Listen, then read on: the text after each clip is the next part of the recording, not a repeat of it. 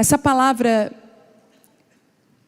Deus, Ele tem uma forma de conduzir, principalmente, não sei se tem muitas mulheres aqui que ministram a palavra.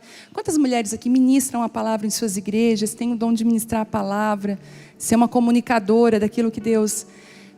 Você sabe, né, e quem está me ouvindo sabe, que a palavra muitas vezes passa pela gente primeiro. A Bíblia diz que ela é 2 gumes, né? Ela é capaz de dividir alma e espírito. E quando a gente olha aqui na palavra de Deus, os grandes homens, né? Isaías, ele vestia a própria mensagem que ele carregava. Então muitas vezes você vai vestir a mensagem que você carrega. E ainda que você não vista a mensagem, é impossível os outros não verem em você a mensagem que você carrega. Está dentro de você. E é maravilhoso porque eu estou tendo a oportunidade de ministrar em várias partes do Brasil, com outras mulheres que também ministram.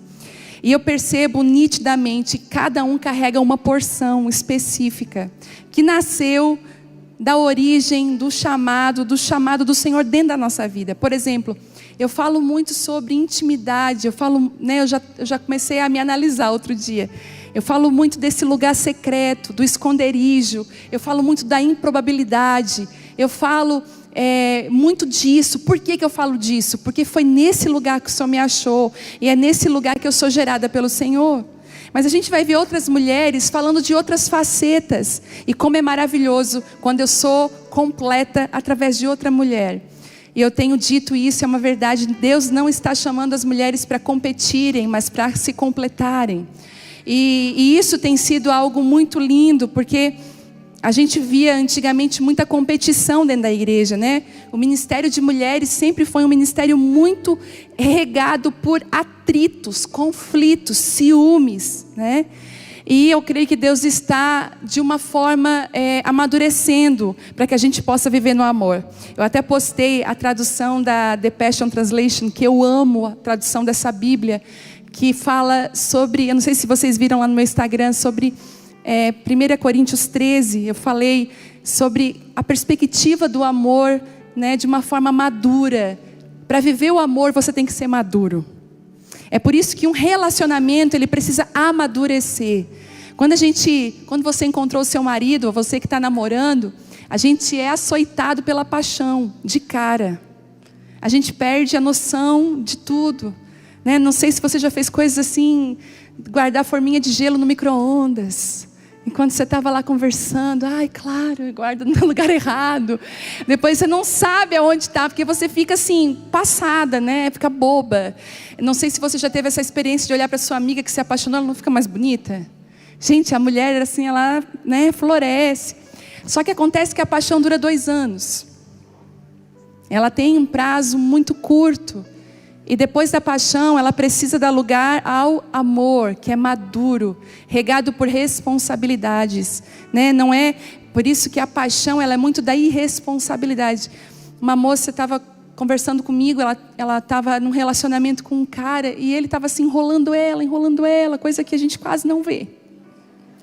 Coisa rara de se ver. E a carência dela não deixava ela perceber aquela enrolação que ela estava submetida. E, gente, humilhações, assim, das piores. Inclusive, ela falou assim para mim, nossa, eu fiquei feliz com uma coisa que aconteceu. Eu falei, o quê? Ele botou senha no celular dele. Eu falei, tu ficou feliz? Claro, porque se ele quer esconder algo de mim, é porque ele me ama. Eu falei, essa aí, ela dá um jeito de tudo cooperar pro bem dela, né? É igual aquela menina, né?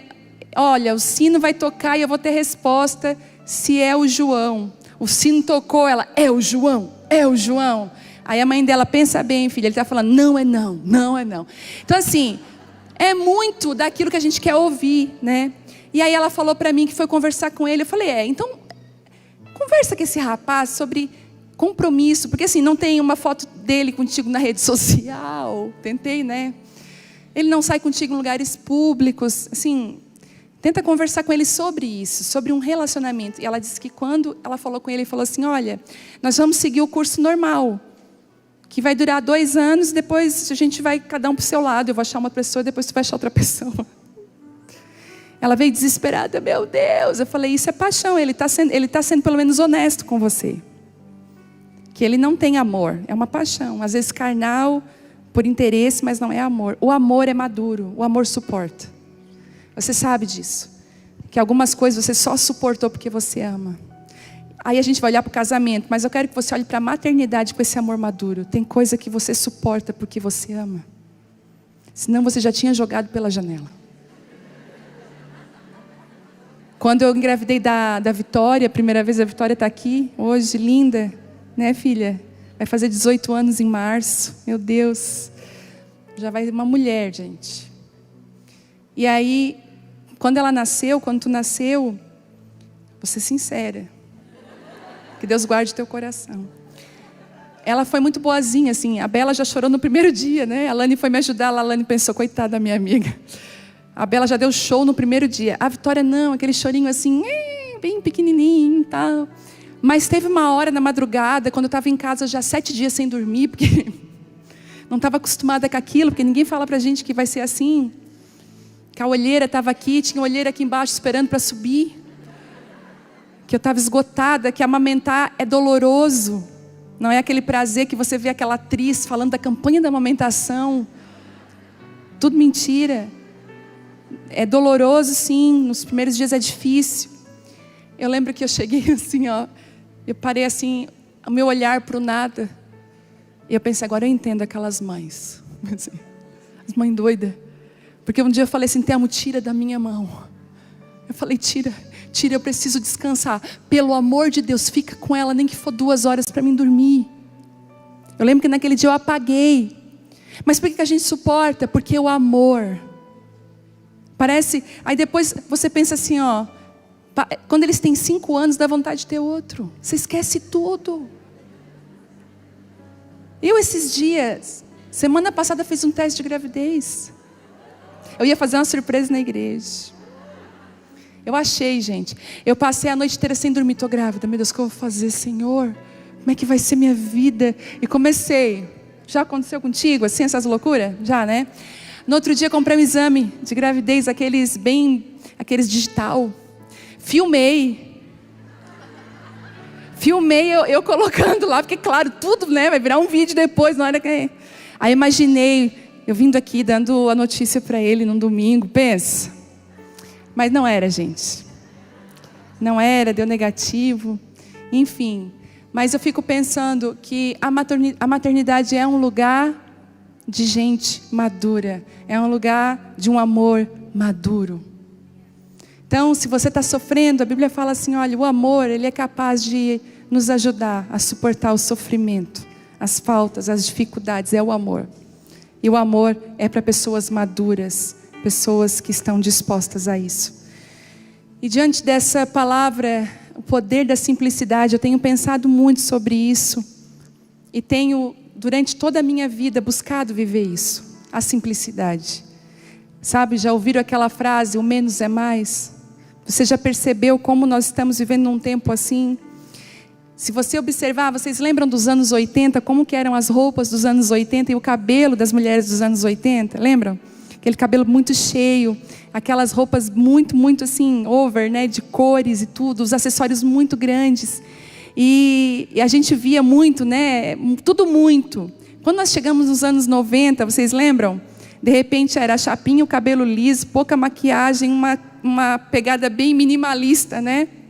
Nos anos 90, as meninas, a maioria era calça jeans e blusinha, baby look, né? Foi ali que nasceu a baby look, que a gente... Quem aí tem uns 40 anos sabe do que eu estou falando.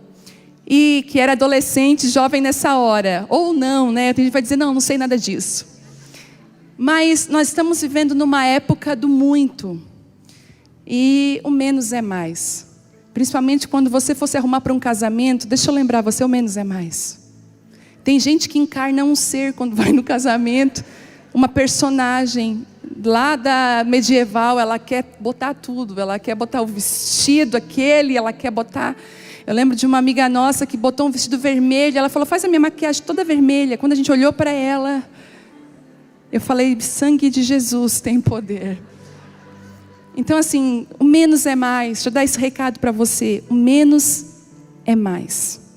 Quando você está na simplicidade, você comunica algo muito poderoso. A simplicidade tem um poder incrível. Eu vou até te provar isso. O que te chama a atenção numa pessoa que tem algo muito lindo dentro dela, mas o que te chama mais atenção? Apesar de ela ser assim, de ela ter tudo isso, ela é muito simples. Isso atrai. Isso traz uma virtude. A simplicidade é uma virtude. E eu queria que você abrisse 2 Samuel. E eu vou te provar nessa noite que não é só a gente, alguns de nós que gostam da simplicidade.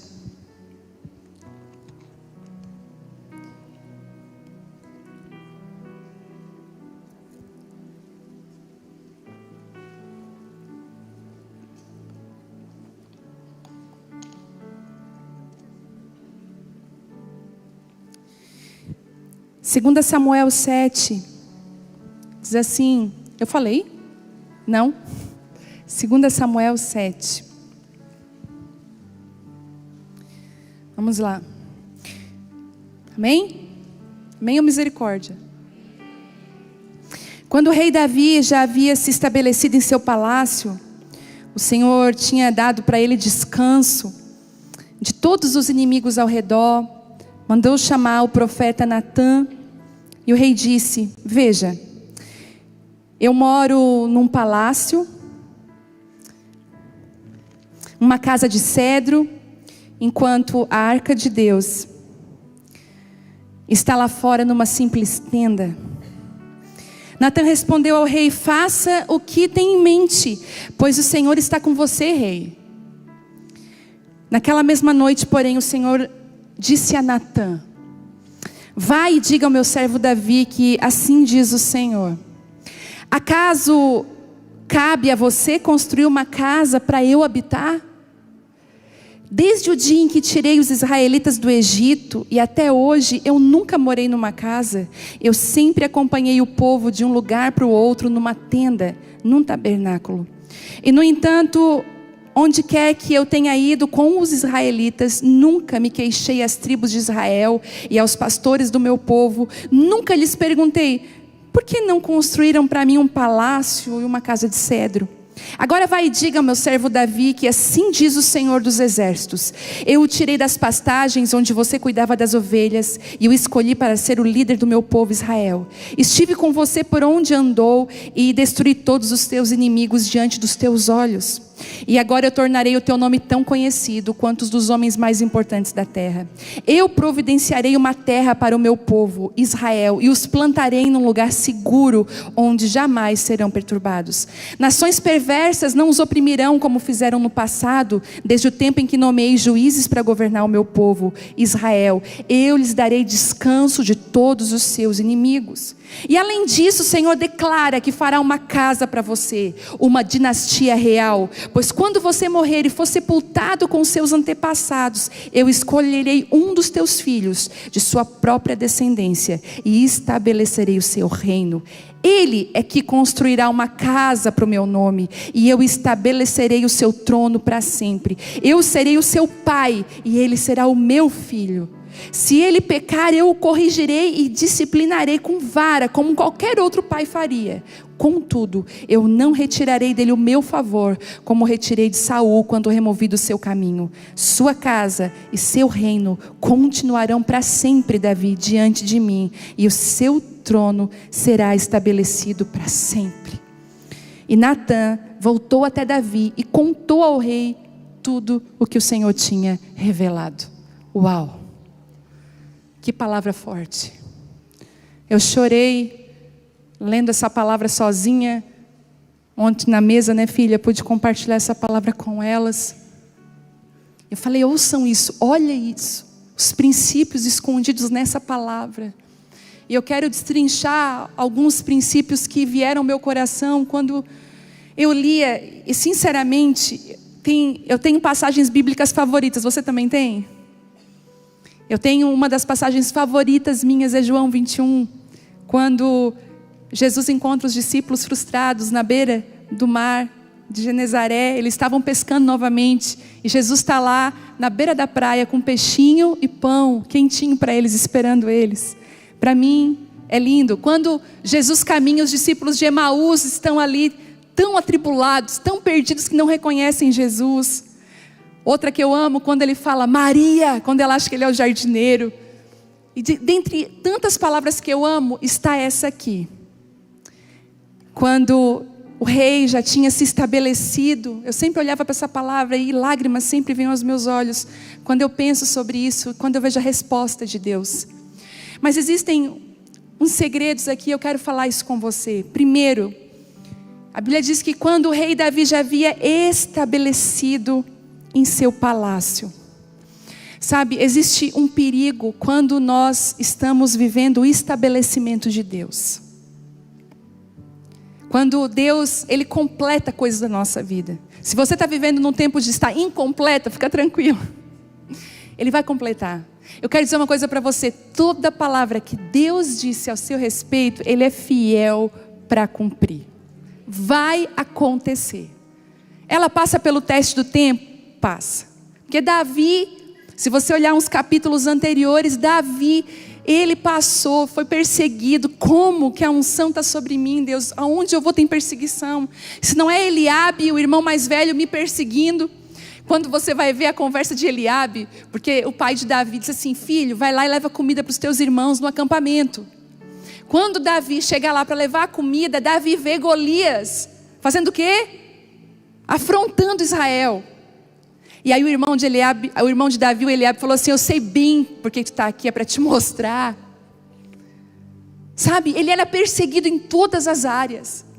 Depois de ser perseguido por Eliabe, ele é perseguido por Saul. E parece que nunca ia acontecer as promessas de Deus na vida de Davi.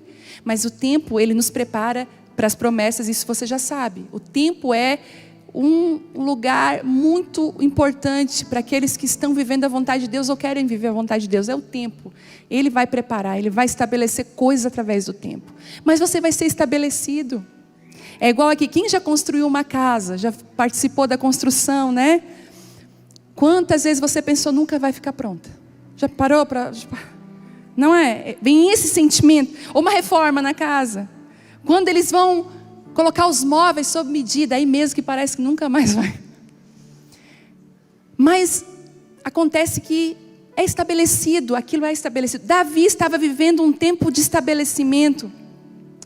E mais do que isso, a Bíblia diz que além de estar estabelecido, Deus havia dado descanso de todos os inimigos dele. Ele estava num tempo de descanso. Não existia mais aquelas guerras. Eu quero que levante a mão aqui, quem está hoje vivendo um tempo de descanso. Levanta a sua mão bem alto. Uau, tem bastante gente. Glória a Deus. Glória a Deus. Eu sei, quem está na guerra? Levanta a mão. Glória a Deus. Davi, escute, o tempo de descanso vai vir no estabelecimento. O estabelecimento faz isso. Por quê? Deixa eu falar aqui algumas coisas. Será que eu falo? Jesus, fala.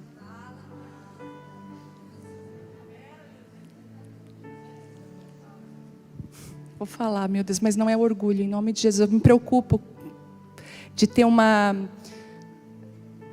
de olhar para um lado de ser orgulho, mas não é. É explicar a palavra. Eu e o Telmo, a gente foi muito perseguido na cidade de Criciúma. Muito. Não foi pouco. Talvez você que está aqui já escutou muitas coisas a nosso respeito. Já? Já, né? Muito perseguido. E a minha vontade era de me justificar, porque tinham coisas, gente, que eu pensava assim, que imaginação. O povo é bom. E Deus falava assim para mim e para o Telmo, Deus deu uma palavra para nós dois, tipo assim, vocês não vão se justificar, vocês vão correr para mim, fiquem comigo, se escondam em mim, eu sou a defesa, eu sou... E então a gente teve muito, sabe? Eu sei que os nossos inimigos não são pessoas, mas a Bíblia diz, por que a Bíblia diz assim, ó, não é contra carne e sangue? Porque o inimigo ia usar carne e sangue. Se a Bíblia diz assim, olha, cuidado, não é carne e sangue, é porque vai usar carne e sangue. Então a gente foi muito perseguido. E aí, quando Deus nos estabeleceu, quando houve o estabelecimento de algumas coisas no Senhor, automaticamente algumas pessoas pararam de falar. E parando de falar, elas começaram a observar e muitas delas vieram nos pedir perdão. Tipo assim, me perdoa, eu achava de uma forma totalmente errada e agora eu quero Algumas delas congregam conosco hoje. Estão aqui, inclusive. O que eu aprendo? Escute o que eu vou falar para você.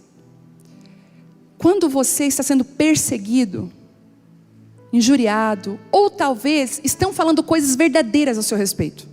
Porque muita coisa que as pessoas falavam era verdade. Porque a gente não é perfeito, entende isso? Amém?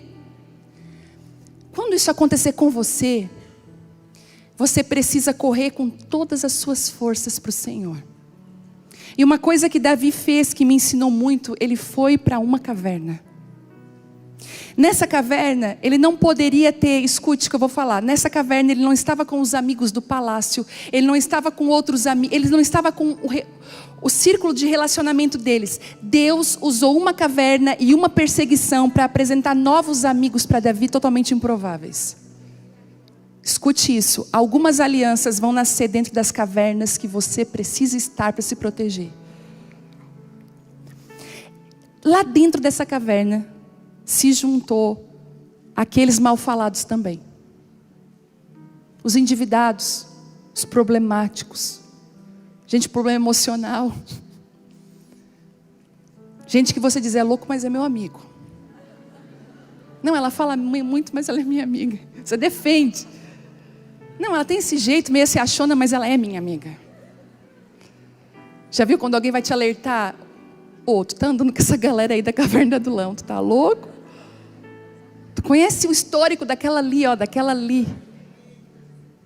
Aí tu vai dizer, sim, conheço. E é tão incrível que Davi, quando você vai ler Samuel, você vai ver que os maiores guerreiros de Davi foram gerados na caverna de Adulão. Os homens mais fiéis, os que tinham mais, sabe, se apegavam à espada. Diz as escrituras que um lutou tanto, que aquela espada se apegou na mão dele, que ele fez assim, a espada não caía. A espada e ele era a mesma coisa. E ainda fala dos 30, né? E se você lê ali, é lindo, os 30 guerreiros de Davi, os melhores, foram lá nessa caverna de Adulão. Então, as perseguições, escute o que eu vou falar para você, elas vão calibrar, elas vão te direcionar. É doendo? É ruim? Não se defenda. Espere Deus estabelecer você. E aí quando você for estabelecido, você não vai cantar sabor de mel. Você não vai cantar, quem te viu passar na prova e não te ajudou, quando vê você na bênção vai se arrepender. Gente, isso aí não é bíblico. Porque José não cantou isso para os irmãos dele, não. Ele falou assim, olha meus queridos, quando eles disseram, você quer nos matar, né? Eu estou dando uma contextualizada.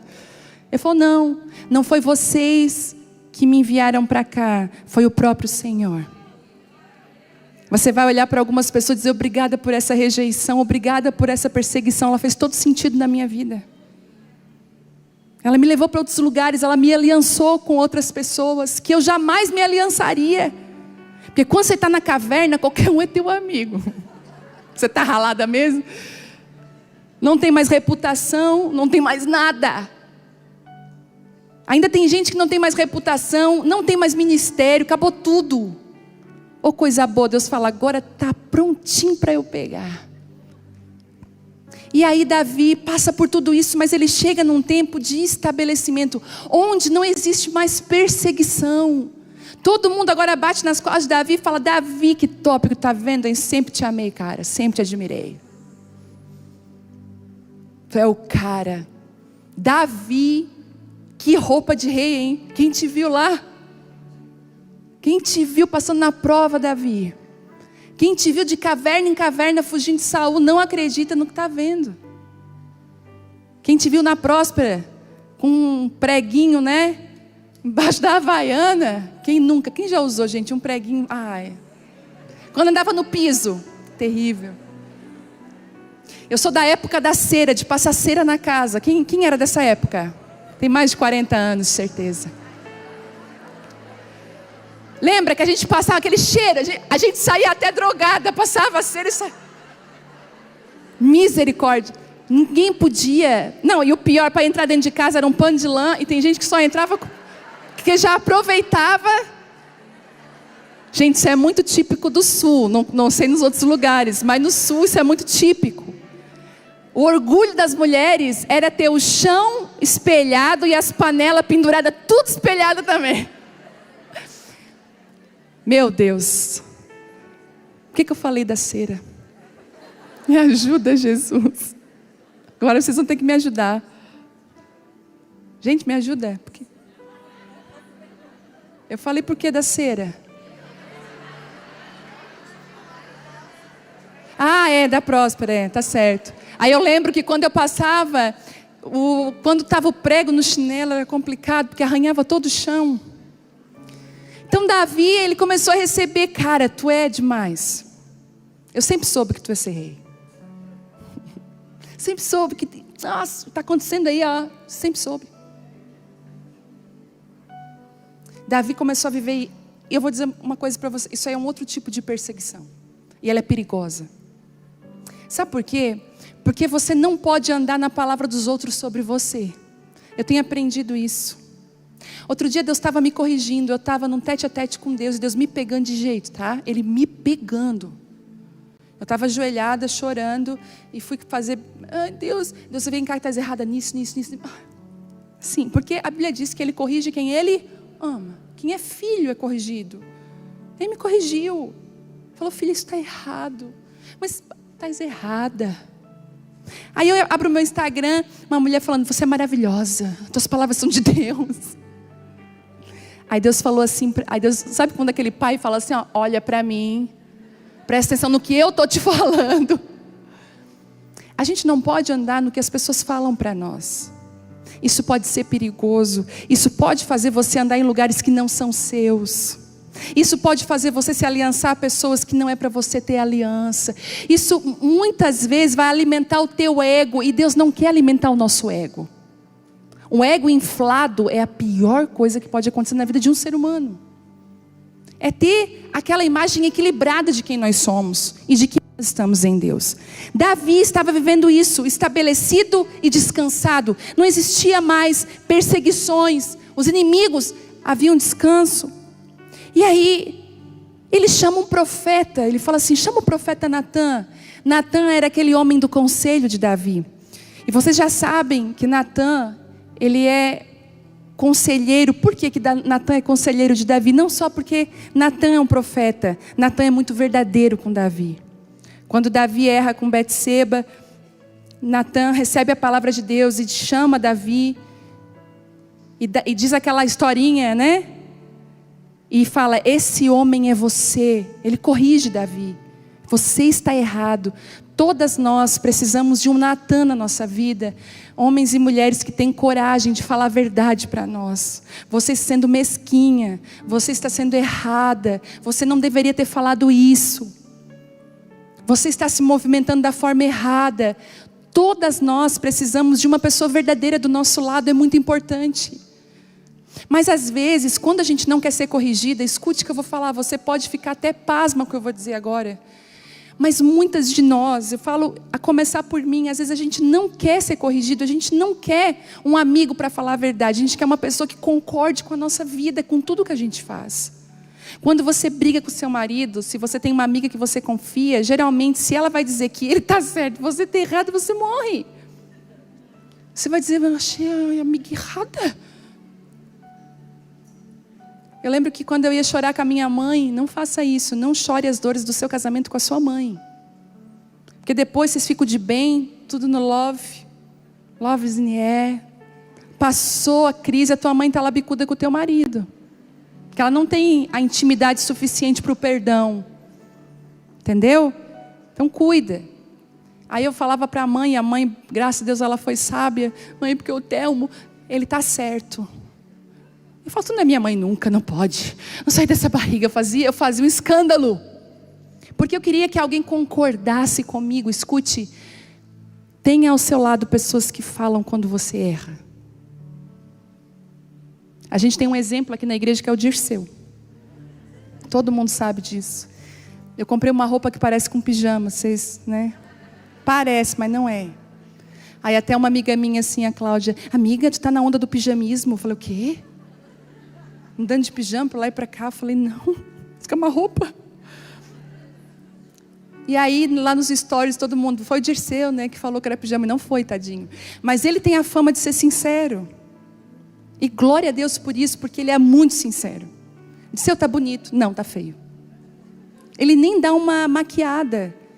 Essa roupa está feia. E ele fala, e ele faz questão. E ele é aquele que chega e te elogia. E se ele chegou perto de ti, não te elogiou, te prepara. Nem pergunta. Às vezes, outro dia eu falei, Dirceu, vamos jantar junto aqui, eu, tu, Alane, vamos com nossa família jantar junto, faz tempo que a gente não janta. Não. Falou, Dirceu, vamos. Eu já falei que não. Se tu não conhece ele, tu vai achar o credo, mas ele é muito verdadeiro. Ele não fala assim, não, agora não dá, porque ele é um Natan. Ele fala. Nós precisamos de Natan do nosso lado. Pessoas que dizem assim, ó, você está errada nisso. Para que está feio. Não faz isso. As minhas amigas, elas podem ver isso na minha vida, né? Algumas. Algumas correções. Eu falo, amiga minha do meu lado não anda feia. Não anda ridícula. Às vezes quando eu vejo uma mulher assim, passando um trabalho assim, fraca na aparência, eu falo assim, meu Deus, não tem uma amiga para dizer para ela que aquilo ali não combinou. Não tem uma amiga para dizer que está transparente demais, está apertado demais, que a calça tinha que ser 2 números mais.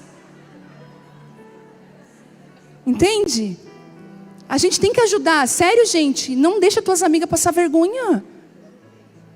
Sejam Natan na vida do teu marido. Outro dia o Telmo chegou perto de mim, tá boa essa roupa? Eu falei, não amor, vamos fazer o seguinte, vamos trocar essa parte aqui. A gente tem que cuidar. Quando eu vejo, eu vou ser bem sincera agora, ai Jesus, me ajuda.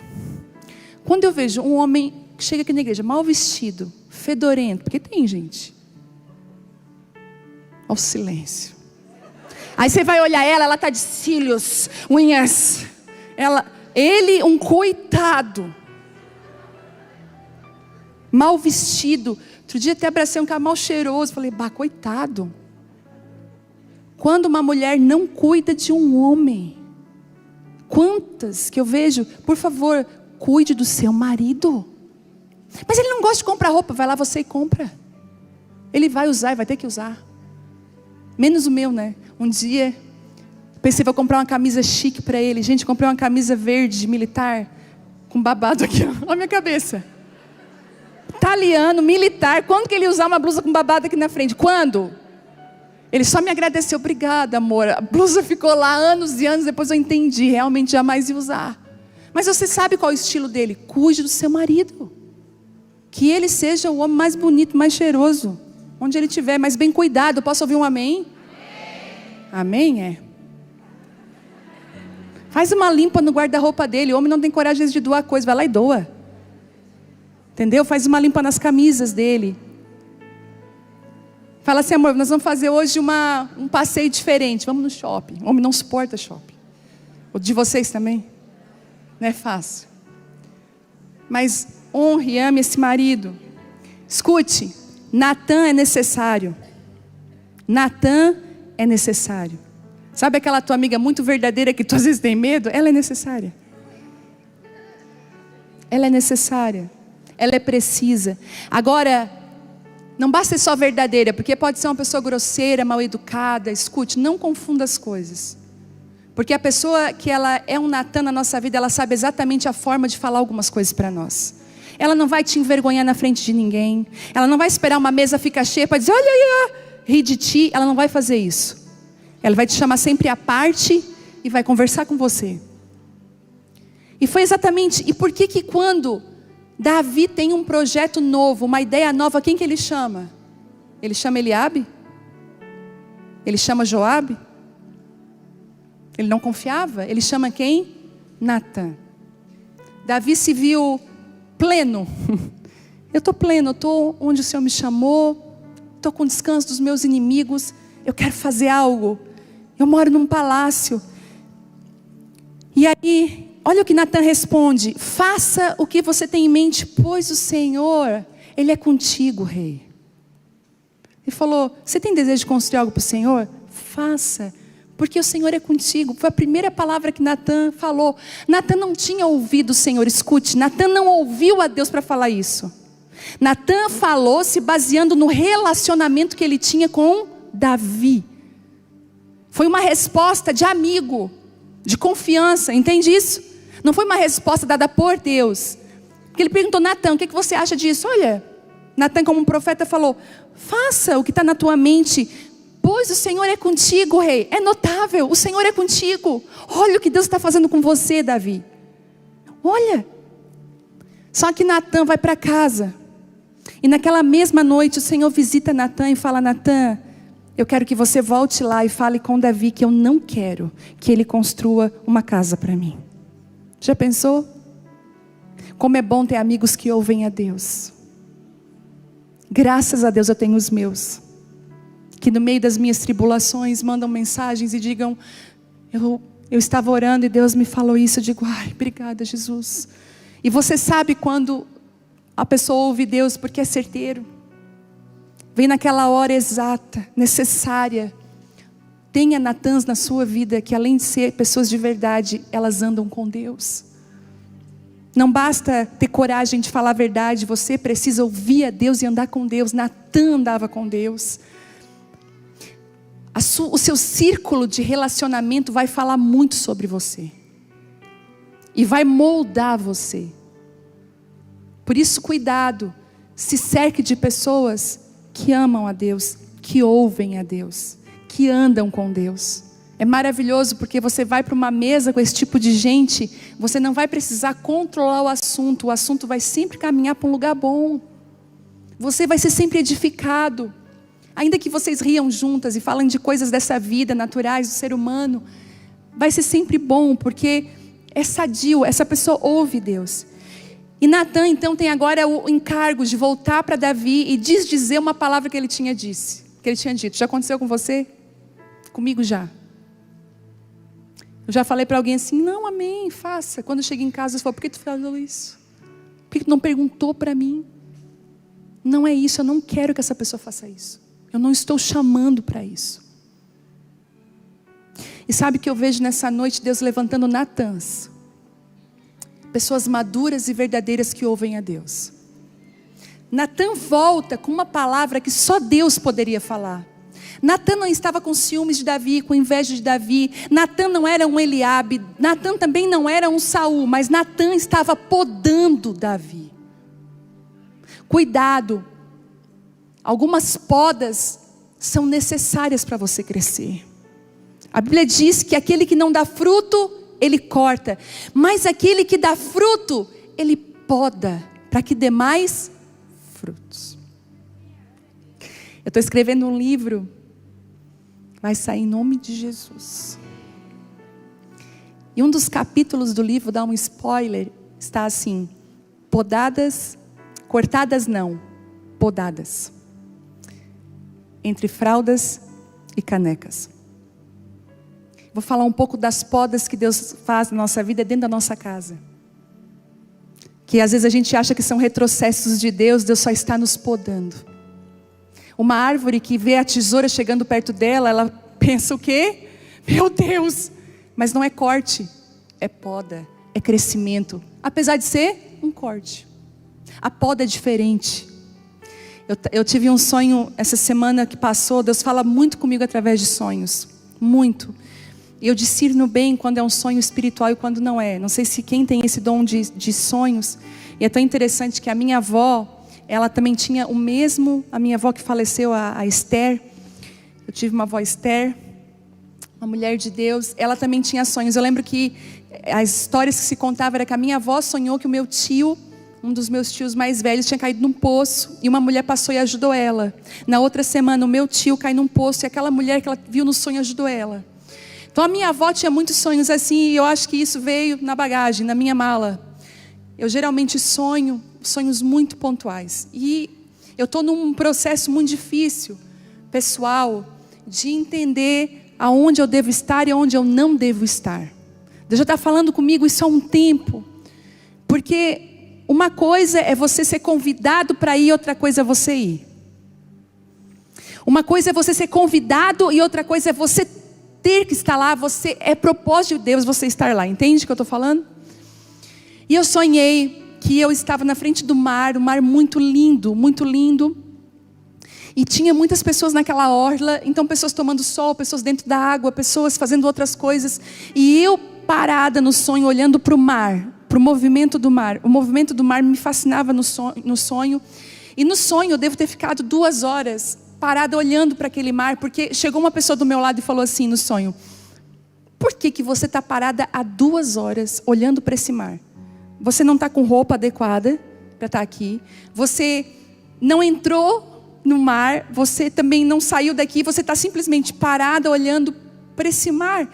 E no sonho eu respondi assim: porque eu preciso aprender a hora de avançar e a hora de recuar. E acabou o sonho. Eu falei: meu Deus, esse sonho é de Deus. Eu já anotei o sonho. E aí eu começo a entender que nós precisamos aprender a hora do recuo de Deus. A gente é muito... Eu mesma, as minhas ministrações, e eu sou muito impulsionadora. Mas eu também, elas que estão perto de mim sabem como eu também recuo também. Por exemplo, eu estou viajando agora 3 meses direto. Só vou ter uma folga em outubro no meu aniversário, mas agora já mudei isso, porque já cancelei uma ida para o Maranhão. Tive que cancelar porque eu não ia dar conta. Fisicamente a minha estrutura não ia dar conta. Mas, porque foi viagens de 2020, da pandemia, juntou com 21, então eu fiquei muito cheia. Mas eu vou cumprir todos os meus compromissos. E eu estava assim, muito preocupada, falando: Deus, eu não quero estar nesse ritmo. Deus, eu preciso que o Senhor ajuste as velas do meu barco. Ajusta. Quando eu preciso recuar, quando eu preciso avançar. E Deus tem falado muito isso comigo: filha, deixa eu guiar esse barco, deixa eu guiar a tua vida. Deixa eu te conduzir no meio disso tudo.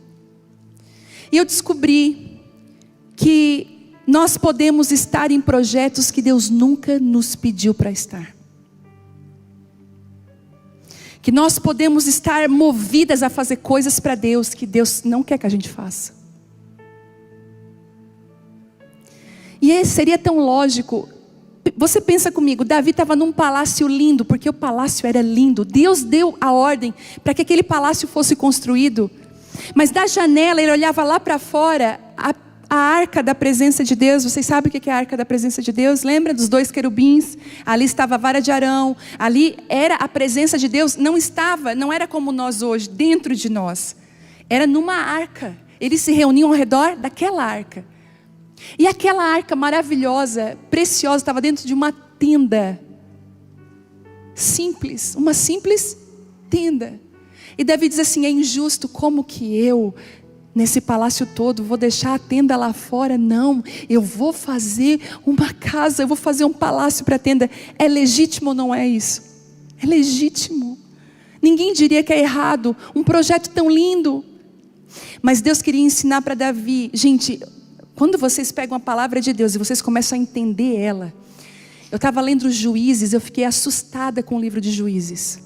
A gente olha para o livro de Juízes e vê muito Débora, Jael, é maravilhoso. Você vê Gideão. Mas tem umas histórias no livro de Juízes que fala que, antes de uma história muito triste no livro de Juízes, diz assim: nessa época, o povo não tinha líder, não tinha rei. E os juízes não davam conta de conduzir o povo. Tem uma história terrível em Juízes de uma mulher que foi abusada e foi morta. Eu olhando aquilo ali, aí eu entendi como o choro de Ana em 1 Samuel foi pontual. Deus queria levantar um rei, um sacerdócio. Deus queria conduzir o povo dele. Você entende isso? Você vai entender por que o choro de Ana, por que Deus usa um ventre totalmente estéril para trazer um sacerdócio novo. Davi representa esse sacerdócio novo. Davi, gente, ele revolucionou a forma de adoração a Deus, de conversar com Deus. Os salmos estão aí. Davi abriu uma porta, e é por isso que Deus falou: olha, Davi, a partir de ti, Peraí, gente. Eu ontem na mesa fiz a mesma coisa. Da tua dinastia, eu não vou pôr um fim nela. E aí você vê, Jesus é da raiz de Davi. Um reino para sempre. Para sempre. Deus cumpriu com Davi. Um descendente estará no trono. Uau! Mas ele fala assim: Davi, sabe de uma coisa? Filho, eu gosto mesmo é da tenda. Eu caminhei por todo o povo, eu não pedi um dia que eles me construíssem um lugar. Eu gosto da tenda. Eu gosto do que é simples. Quando Jesus veio, Jesus também não veio num palácio, ele veio numa tenda chamada manjedoura. Existe uma assinatura de Jesus que é a simplicidade. Ele se assentava em lugares que ninguém gostaria de se assentar. Você vê ele falando: olha, eu não te pedi isso. Esse projeto eu não quero que você faça. Natan volta e diz tudo isso para Davi. Davi, olha, papai falou que não é você, filho. Que esse projeto não é para você executar. E olha a palavra que Deus dá para Natan. E olha só, Davi queria construir uma casa para ele. E o Senhor estava dizendo: filho, esse projeto, ele não vai se concluir, sabe por quê? Porque daqui a milhares e milhares de anos, eu vou enviar o meu filho, e ele vai viver entre os homens. Ele vai vir também simples, pequeno, ele não vai ter um palácio, ele não vai ter onde recostar a cabeça, mas ele é meu filho, dono de tudo. Ele vai chegar por baixo, ele não vai chegar por cima. Ele vai conquistar, mas ele vai ser morto, e no terceiro dia ele vai ressuscitar. O véu do templo vai se rasgar, de cima a baixo, e ali a tenda, a presença de Deus já não mais estará em estruturas, mas dentro dos homens. Sabe o que ele está falando? Eu e você somos a tenda, que anda para um lado e para o outro, que é móvel. É eu e você. Você olha para a sua carne tão suja. A gente não pode ficar um dia sem tomar banho. Igual eu falo para as meninas da zika. Eu falo para a Bela: Bela, vamos tirar a zica. Está ziquenta, Bela. Essa casa aqui, essa tenda, Ele escolheu. Ele não está procurando por templos feitos por mãos humanas. Pode construir o palácio que vier no mundo. Ele diz: eu escolho a tenda. Eu escolho os homens que carregam a minha presença. E ele está falando: Davi, o que você quer fazer eu entendo, meu filho. E Deus, Ele é tão bom porque Ele conhece as motivações por trás de todo o movimento nosso. Ele sabe o porquê de um movimento. Ele sabe. Talvez nem nós sabemos. Outro dia, né, filha? Vitória se movimentou para algo. E ela, depois de um tempo, ela falou: mãe, Deus falou comigo: Vitória, tu te movimentou para isso, para tapar isso aqui. Lembra? Que quem anda com Deus não anda enganado, Ele vai revelar. E ela falou: perdão, acho que eu entendi errado. Exatamente isso que Davi fez. Davi, poxa, não é para me construir a arca, mas olha o que Deus fala para Davi. Ele diz assim: filho, além disso, quem vai construir uma casa para você vai ser eu.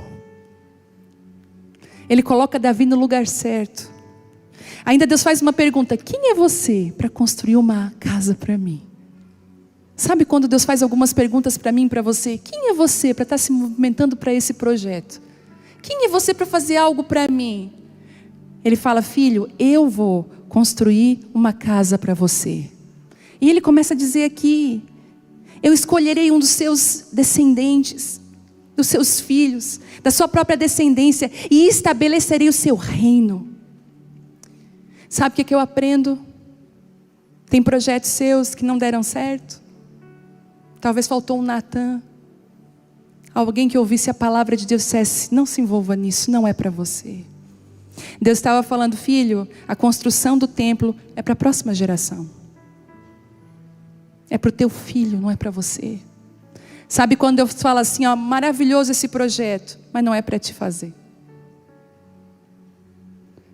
Eu estou vivendo muito isso, gente. Vem tantos planos na minha mente e tantos projetos, e Deus fala: filha, esses são maravilhosos, mas não é para você.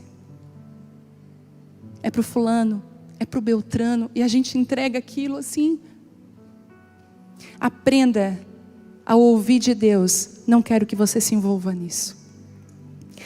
A gente está muito habituado a escolher, né, e escutar: Se envolva, faça projetos, sucesso, cresça, avante. Deus vai dizer: ei, para. Te contenta com o estabelecimento que eu te dei, o descanso, o tempo do descanso. Não inventa nada. É igual quando a gente vai, eu não tenho, né, ainda.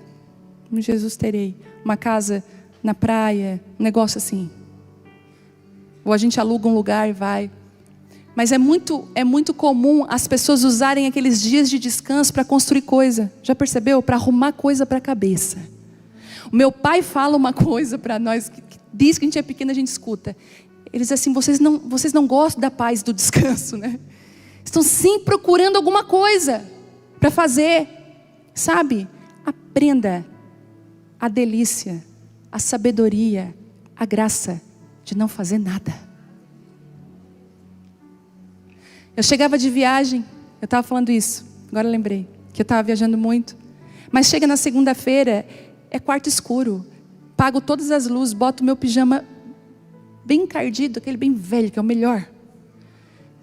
Eu não quero ninguém no quarto comigo, eu me tranco lá dentro, e eu fico lá no quarto. Eu preciso parar. Entende isso? Eu preciso sentar no sofá, às vezes não fazer nada. Mas o povo produza conteúdo. Você não precisa produzir conteúdo, porque quem anda com Deus, o conteúdo já está dentro dele. Você não produz. Você abre a sua boca e eu te encherei. É assim que Deus faz. Você quer caminhar com Deus? É totalmente averso de caminhar com o mundo. Então Natan equilibra Davi. Diz: Davi, descansa teu coração, porque isso aqui não é para ti não. Mas tem uma coisa que Deus vai fazer. Por ter esse teu coração, Deus vai te dar algo que você não pediu. Todas as vezes que você está disposto a construir algo para Deus, Deus está disposto a construir algo muito maior para você. É por isso, às vezes, que você renuncia, Ele vem e derrama sobre você aquilo que você não pediu.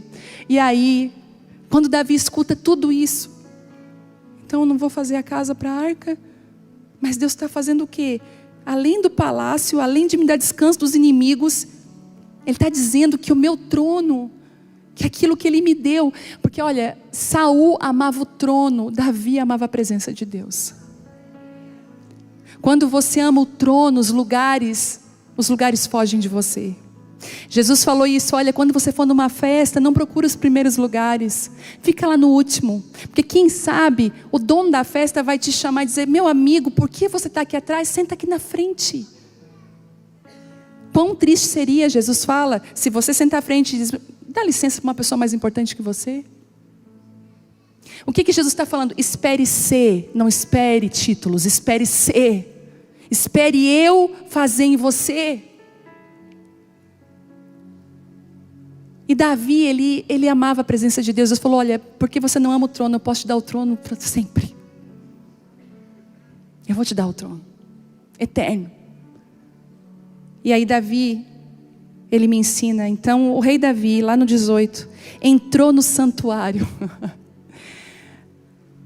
Gente, isso é maravilhoso. Ele entra, depois que Natan fala com ele, ele entra no santuário de Deus, na presença de Deus. E ele fala: e quem sou eu? E quem sou eu, Senhor? E quem sou eu? E quem sou eu? Ele diz assim: quem sou eu, soberano Senhor, e o que é a minha família, para que me trouxesse até aqui? E agora, soberano Senhor, como se isso não bastasse, Ele está falando: quem sou eu e quem é a minha família para estar aqui nesse palácio? E Ele diz: e como se não bastasse, dizes que dará a teu servo uma dinastia duradoura, tratas a todos dessa forma, soberano Senhor. Que mais posso dizer-te? Tu sabes, teu servo é de fato soberano Senhor. Davi falou: tu sabe quem eu sou. O que eu posso te dizer? Tu sabe quem eu sou. Tu sabe tudo de dentro de mim, fora de mim. E por causa de tua promessa e de acordo com a tua vontade fizeste todas essas grandes coisas e tornaste conhecidas. E ele fala assim: quão grande és tu, soberano Senhor, não há ninguém igual a ti, jamais ouvimos falar de outro Deus como tu. Engrandeceste teu nome ao livrar o teu povo do Egito, realizaste milagres impressionantes e removeste as nações e os deuses do caminho do teu povo. Fizeste Israel teu próprio povo para sempre, e tu, ó Senhor, te tornasse o seu Deus. E agora, Senhor Deus, eu sou teu servo. Faz o que prometeste a meu respeito e a minha família. Confirma-o com uma promessa que durará para sempre. Que o teu nome seja honrado para sempre. Davi não disse que o meu nome, ele falou que o teu nome seja honrado para sempre, a fim de que todos digam: o Senhor dos exércitos é o Deus de Israel. Ele diz assim: quem sou eu para o Senhor derramar tanto sobre mim? Quem sou eu? Davi se coloca num lugar de simplicidade. Ele fala: quem sou eu, Deus, se o Senhor soubesse quem eu sou. Tem um salmo de Davi, a Maiara está aqui, será que é o Salmo 131? Salmo 131, eu acho que é, para falar um pouquinho do coração de Davi. Olha o que Davi fala no Salmo 131. O meu coração não é orgulhoso, e os meus olhos não são arrogantes. Não me envolvo em questões grandiosas ou maravilhosas demais para minha compreensão. Pelo contrário, eu acalmei e aquietei a minha alma. Como uma criança desmamada que não chora mais pelo leite da mãe. Sim, a minha alma dentro de mim é como uma criança desmamada. Ó Israel, ponha sua esperança no Senhor. Você já viu uma criança que recém mamou, quando ela é bebezinha? Ela cai assim, o leite escorre. Ele diz assim: eu estou saciado na tua presença. Eu me sinto desmamado pela tua presença. Eu estou cheio. Quem sou eu? E é por isso que eu entendo algumas coisas que antes eu não entendia. É por isso que Jesus olha para Marta com todo o amor, quando Marta está ressentida. Ele diz assim: Marta, Marta, minha filha, Maria, ela escolheu uma coisa só que ela foi pontual, ela escolheu a coisa certa. O Senhor está falando: você precisa aprender o poder de uma coisa só. Deus está falando: não são muitas, uma coisa só, pontual, pode transformar a sua vida. Marta estava preocupada com tantos afazeres, mas Maria escolheu uma única coisa, e ela não vai ser tirada dela. Deus está falando assim para nós: o meu coração é simples, eu escolho a simplicidade todos os dias. Eu escolho habitar em você. Eu escolho falar contigo lá na tua cozinha. Eu escolho te amar, filha. Eu escolho a simplicidade todos os dias. Você é a minha escolha. Você foi a minha escolha naquela cruz. Você é a minha escolha. Eu amo você. Sabe o que Deus está falando? Fuja. Fuja. Fuja disso aqui, ó.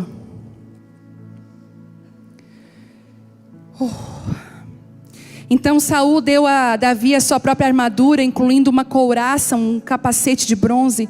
Davi prendeu a espada sobre a armadura, tentou dar alguns passos, pois nunca tinha usado essas coisas. E Davi disse: eu não consigo andar com tudo isso, pois eu não estou acostumado. Disse a Saul, e tirou a armadura, pegou 5 pedras lisas de um riacho e colocou em sua bolsa de pastor.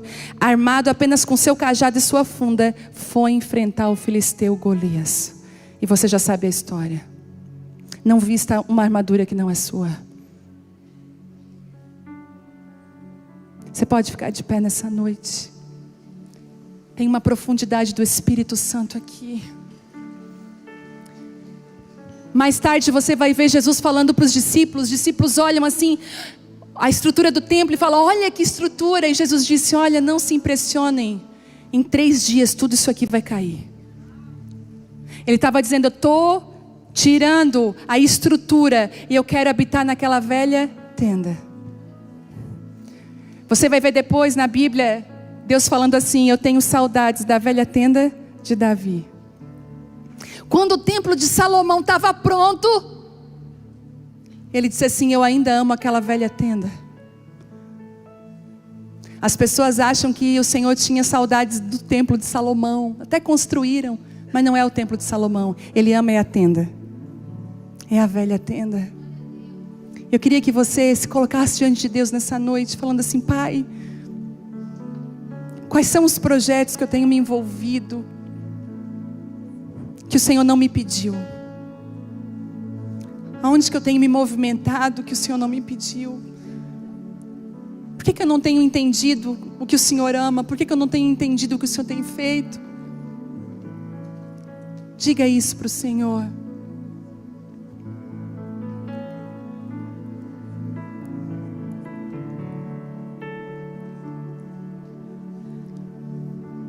É dia de choro.